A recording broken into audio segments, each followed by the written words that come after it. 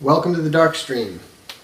VoxDay, voxday.blogspot.com, and the Wikipedia of the alt-right, otherwise known as Infogalactic and Infogalactic News.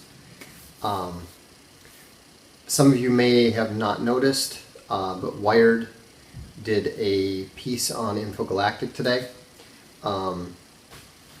Apparently I am angry about Wikipedia and the 535 thought police, otherwise known as admins, who are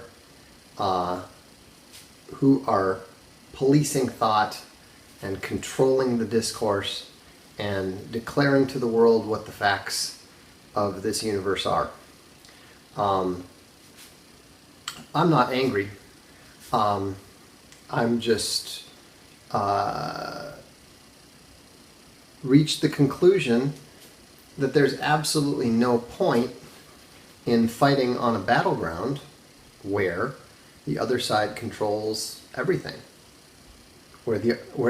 There's no point in trying to play a football game when the other team owns not only the referees but the stadium and controls the crowd. Don't play there. Sun Tzu makes it very clear, choose your ground carefully. And so it's a huge mistake to be involved in Wikipedia in any way, shape, or form. If you're an editor there, you should be editing Infogalactic. What you do is not going to be overturned in an instant because the admins don't approve of it. So anyhow, that's my brief ad for it. I'd encourage those of you who are not familiar with Infogalactic to check it over. The significance of painting over Wikipedia with orange paint, I'm guessing the orange would represent Donald Trump. If there's any meaning to it at all. Actually, I don't think there is any meaning. I think that they just wanted to find an image of paint being new paint being applied to something, because at the moment Infogalactic just looks like another Wikipedia. That's going to change, and we need to get phase 2 done. It's going to take us 6 months before we're in alpha, but once we get the perspective filtering in, and the media is hugely interested in that. I've heard from everything from CBS to BBC to Sky News. They are all interested in what we're doing, but there's nothing to talk about yet because there's nothing really to show yet. And so it doesn't look any different yet. So, and I was talking to somebody on the blog who was complaining about the fact that we don't have all the images taken across. Well, we're not going to. It's a waste of time. We're not trying to build up the mass audience yet, not until phase 2. What we need now is we want to build up the hardcore. We want to build up the editors. We want to build up the tools. We want to build up the burn unit. All these things are proceeding. The burn unit is people who donate monthly. Everything from $10 a month to $50 a month. That helps us pay for the servers and helps us pay for the core programmers. And it's working. It's working, frankly, better than I thought it would. And once we get the perspective filters in place and people see that it really works, then that's when things are going to take off. Until then, it's a tool for us. One thing I want to mention, if you happen to be an indie author, we are going to start launching something called verified pages, which are basically verified autobiographical pages that only you can touch. So, and it'll be linked to the main page about you. So, for example, if there's a page about Larry Correa on Infogalactic, then there's also going to be a verified tab, so that when you click on that, then you can see Larry's version of that page about himself. And what we want to do is we want to give people who are deemed notable the right to speak about themselves. I think it's absolutely brutally stupid that you cannot correct the record on your own Wikipedia page. I had them on the Wikipedia page about me. It had all kinds of information that was totally false. They had the wrong state. They had me being born in Minnesota. I'm not born in Minnesota. I'm born in Boston. They said that I had been divorced once. It's ridiculous. I've never been divorced. And so I did not have the right to correct that, because you're not supposed to touch your own page, and because you're not supposed to be a direct source. Well, this is ridiculous. And so, I think that it's important to have this. Now, I don't think that people should have the right to completely control the page, which is why we're going to have, it's been changed, don't worry, this is a while ago. In fact, it's kind of funny, my page on Wikipedia now is actually quite reasonable. It used to be a complete hit, totally negative thing, but even though the same admins are camping on it, it's considerably more balanced than it used to be, which I think is interesting. Wikipedia is doing fantastic. They bring in, something like they bring in something like $72 million every year. They have a huge endowment and that sort of thing. They have, what we're doing is kind of ridiculous if you look at the imbalance of the resources. Wikipedia is not broke. Wikipedia, they say they're broke. They're always begging, but they have massive quantities of money in the Wikimedia Foundation. They have to publish. It's public record. You can see it all, and you look at that and you wonder what on earth. They're not even spending most of it on anything related to Wikipedia. So that's why it'll be interesting to see how it shakes out once people realize that Infogalactic is actually a superior, more useful product, which is going to happen in about a year. And so hopefully a lot of people will stop supporting Wikimedia Foundation and start supporting Infogalactic. We'll see.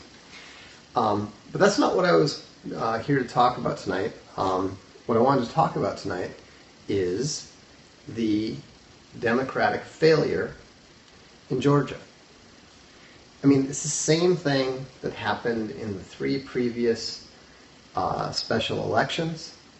It's essentially the same thing that happened in the presidential election itself. And so what you're seeing here is the Democratic Party failing to understand that it is now the anti-white party. This is something I wrote about a long time ago.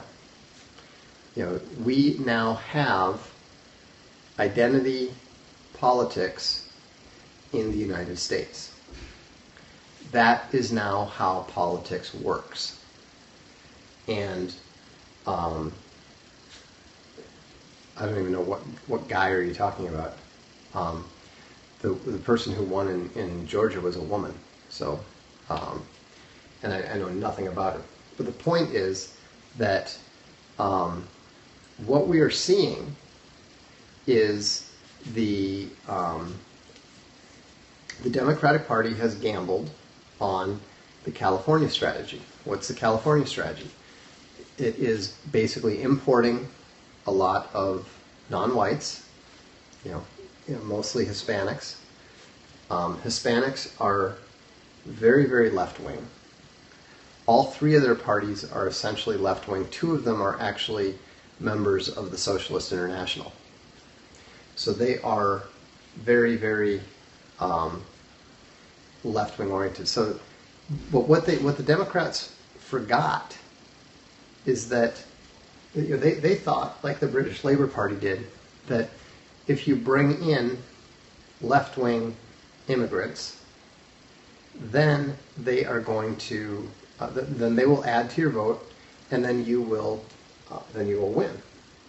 And that has worked in California. Republicans are not going to win in California, but only because the whites in California are basically mostly left-wing. There's been a tremendous outflow of white Californians, the sort of Republicans who the Orange County Republicans. Those type of Californians have been fleeing California for 10 years or more. So that's why the strategy worked in California. It doesn't work in other places because whites are abandoning the Democratic Party. If you look at the kind of men who are now voting for Donald Trump, who are now voting Republican in places like Michigan, in places like Minnesota, in places like Pennsylvania, these are all places that used to go regularly, and populaces that used to go regularly for Republicans. And so, and you're also seeing white men moving over. It's not just the union workers and stuff. Remember my debate with Jack Murphy? He'd written something called "From Democrat to Deplorable." He voted for Obama originally. Now he was supporting Trump. So what's happening is that more whites, particularly white men, are voting on the basis of identity. They're not necessarily voting for Republicans. They're not necessarily voting for anything. They're voting against the party that is opposed to them, that sees them as the enemy. They're voting against the non-white party. And that's why one reason why the alt-right is inevitable. Because the alt-right is the only right-wing side, the only group in the right wing who understands identity. What's the point of voting for that if they don't realize it? Because when enough people vote for a party, they control the party. Okay? I mean, you're simply not going, it doesn't make any sense whatsoever to vote for a Democrat if you are a white man. It doesn't make any sense if you're a white woman either, but women tend to be a little bit more susceptible, to the rhetoric and voting against their own interests. That's why establishing the female vote was the first plank in the Fascist Manifesto. They wanted to make sure women were voting because they believed that they could easily manipulate them. So anyhow, it's actually Republicans should be known.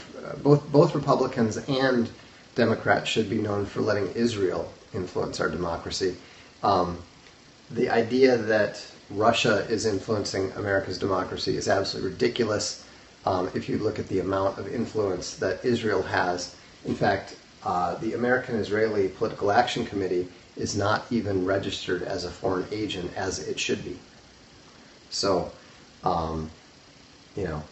if you want to get into foreign influence in American politics, that's kind of a third rail. If anyone brings up Russian influence, just say how much influence is Russian versus how much is Israeli. I'm not an anti-Semite. In fact, Israel's greatest military historian was right here in this library last weekend.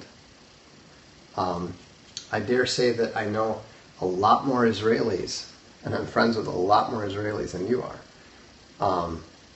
But the reality is what it is. You know, there's absolutely, if you want to talk about foreign influence, if foreign influence is a bad thing, you got to talk Israel, not Russia. Anyhow, that's beside the point. If the troll keeps trying to pop up, we'll just nuke him. So, anyhow, actually, speaking of anti-Semitism, it's going to be funny.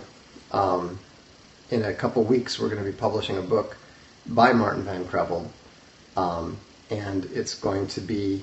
Okay, we're going to get rid of this loser. Gotta love the SJWs. We're going to be publishing a book that people are going to completely freak out about and go crazy about until they realize that the author is Jewish. So it should be pretty funny. Greece is in a very difficult position. Greece was occupied by Turkey.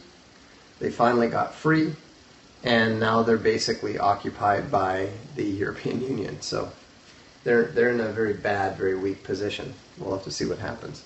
But to get back to the U.S., the reason that the Democrats are failing is that they don't realize that by bringing in all of the minorities and by making their party primarily appeal to non-whites, they have driven out a percentage of their former white base. And that's why, I was astounded, absolutely astounded, that Donald Trump came anywhere close to Hillary Clinton in Minnesota. I mean, unless you're from Minnesota, unless you're from the People's Republic, unless you realize that they don't even have a Democratic Party, they have a Democrat Farmer Labor Party there. Unless you realize how far left Minnesota historically has been, thanks to all the Scandinavians, the fact that Donald Trump very nearly won in Minnesota shows you how much white support the Democrats have lost. Should we say something? Obviously we should say something. We should say, you have to go back. That's what should have been said since 1965. And so, so it's just, it's, Canadians have their own problems. They're getting invaded all over the place, especially, by the Chinese out in the West. What a lot of people don't understand, what you guys don't seem to understand, is that the alternative, this idea, it's hard to sell going back to the past. Of course it is. Guess what? The alternative is ethnic war. That's coming next. That's what's going to happen. That's what's going to destroy the United States. We are currently in a situation that is very similar to Yugoslavia writ large, only the situation here is arguably much worse because the numbers are bigger. Here's what you have to understand. Mass migration is virtually identical to war. There's no way to distinguish between the two.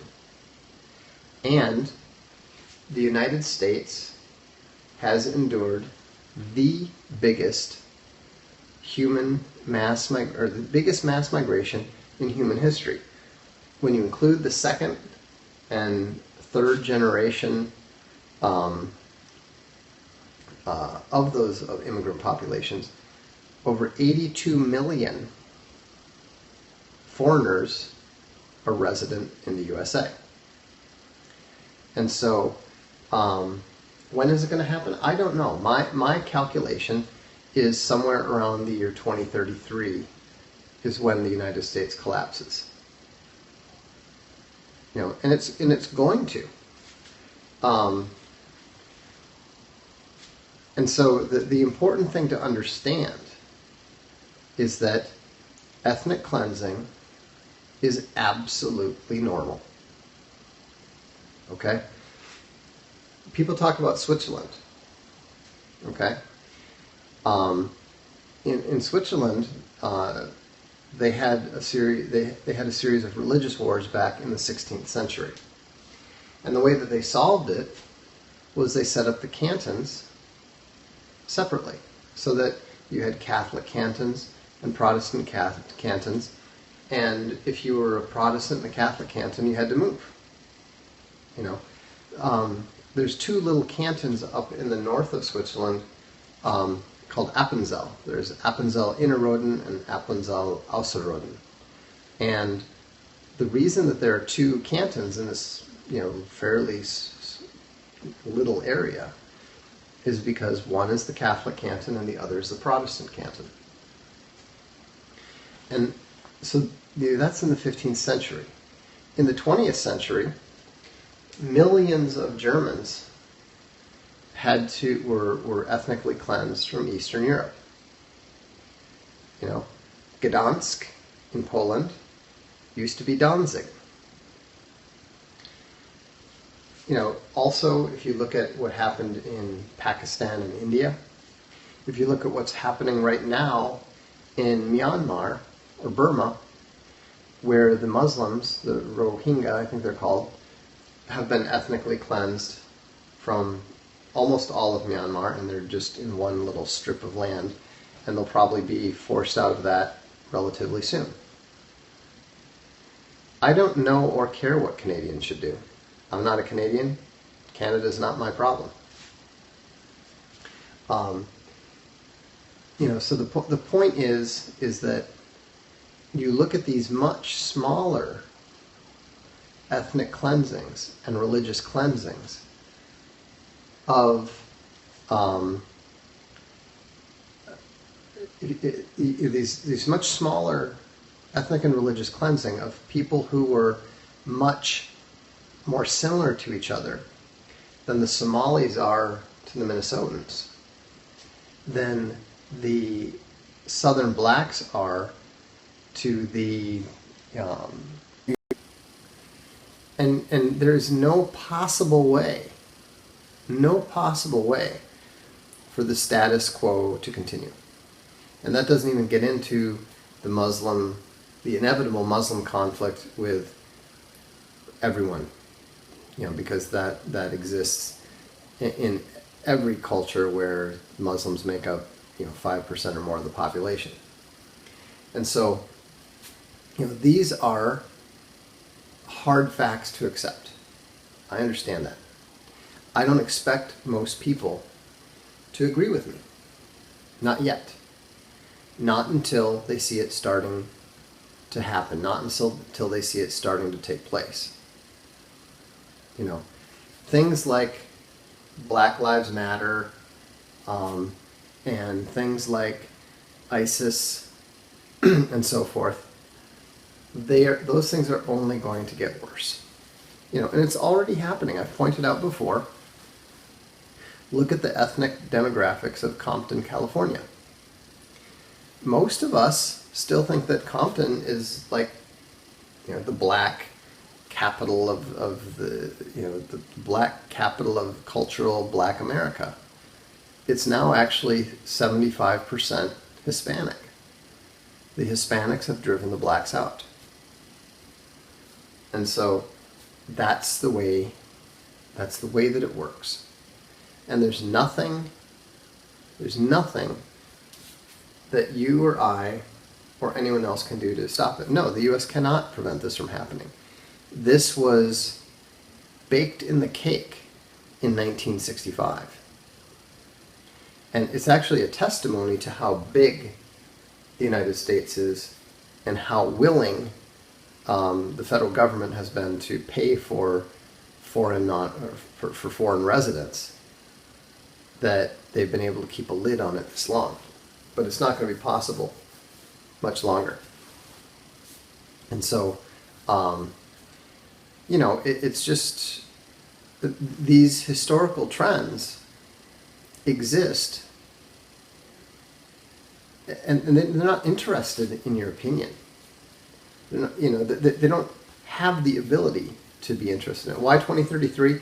That is the average lifespan of a currency is 70 years. 2033 is 70 years after the Bretton Woods Agreement of 1973. So I figured that around that time there would be a financial crisis that would prevent the federal government from being able to fork out enough money to keep a lid on things. Now, it may get worse sooner.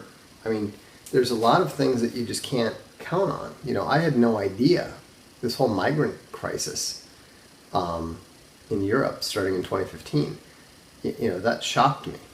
Why would someone like Merkel ever, why would a chancellor of Germany ever invite hundreds of thousands of Syrians to go and live in Germany? That's insane. It's crazy, but it happened. And so you have to keep in mind that what has happened in the past is probably what is going to happen in the future. Right now, people have too much to lose. Right now, people are sufficiently happy with their porn, with their video games, and with their shopping. I don't know if that would, if the dollar losing reserve status would be enough to trigger it. But what we're about to see in Illinois may give us a preview of what's likely to happen, because Illinois' comptroller just informed the governor and the legislature that they can no longer, the state can no longer afford to pay its bills. And so if they cannot continue to pay off all the retirees on pensions and pay off all the EBT cards and so forth, that things could get very, very interesting in Illinois very, very quickly. And so I think Illinois is a situation to watch out for. So anyhow, that's all I have for tonight. So so thanks for stopping in. If you haven't been using Infogalactic, I would encourage you to do so. And I will look forward to seeing you soon. Have a good evening.